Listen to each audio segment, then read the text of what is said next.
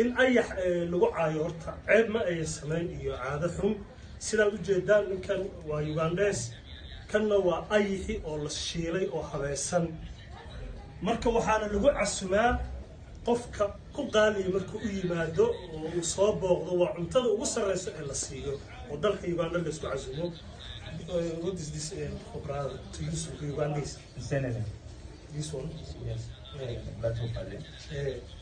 It is good for when someone invites you and giving it is very expensive for Uganda people. Yes. It is not so easy. It's not even because you can say this company is 5,000. This parcel is 5,000. Is this only? Sida ujeedaan balkan parcel ku jira parcelka yiriska inta leeg waa 5,000 marka uu ka iibinayo 5,000 waa $1 iyo bar lacag u dhigantaa lacag yar ma okay. Sometimes when the people are making for festival, they can come together and to eat for together. Okay. Yeah. Translate for Uganda. Is that good? This is good. Very good. Very nice.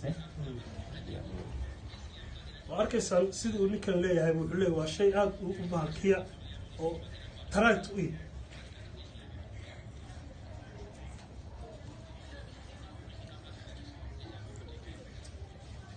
waa aragtaan waa ayax waa intii reedo hilibka ahaa oo lugihii iyo baalashi iyo wixii baa laga tuuray waa la shiilay Soomaalidu waxa dhan waa la solay hilibka marka la solo kale waa malay la shiilay oo kale wax ka macaan ma laha marka waxaan idin leeyahay nimanka waxaan la hadlayaa reer waqooyi horta oo leh ayax baa beerihi naga cunay ayax walbaalka saa inta u qabataan oo shiishaan ma cuntaan علينا جاتك واحد جاتك واكم الخنتان وحيها الجرانين علينا جاتك اسكو قرطان بالك عوني كان ويغاليس.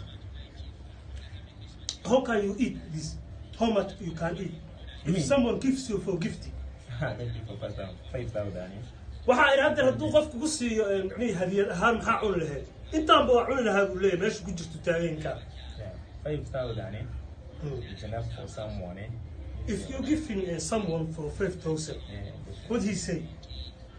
If you give someone to gift it for 5,000 for free, For free, what do you say that person? Oh, you become very happy.